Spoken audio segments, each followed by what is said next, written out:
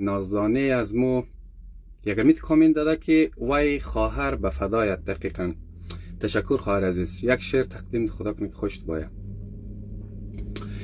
جان خواهری نازنین خودم رای تو، آها همیشه خوشحالی باید رای تو، آها همیشه خوشحالی باید رای تو. اگه داره به دلت غم و غصه، آها غم و غصه نصیب دشمنای تو، آها غم و غصه نصیب دشمنای تو.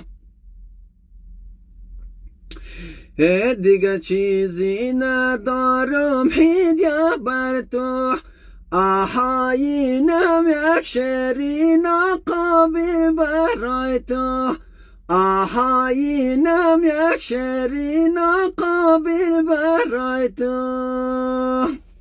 تشکر گولی بیرار، تشکر خواهرای گلمه، تشکر لالایگونی عزیز ما. جهان سپاس از اینکه هستین، از اینکه با کامنت های خوب مور روحیه میدین. امی کامنت های خوب شما که ما باور کن امی خستگی از بدن آدم رفع میشه.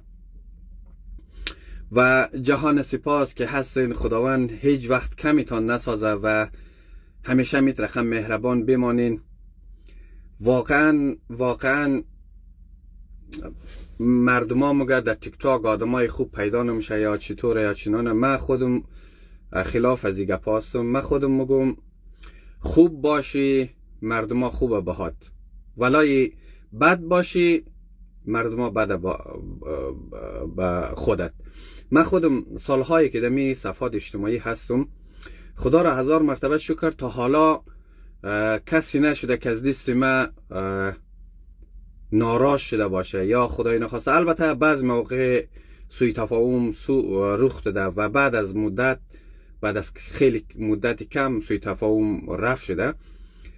خواهرای عزیز، برارای گلمه، خداوند همیشه شما را سالم داشته باشه در کار و روزگارشون، در زندگیشون برکت.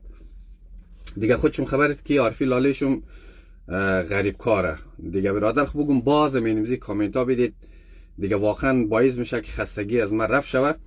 سپاس، ممنون.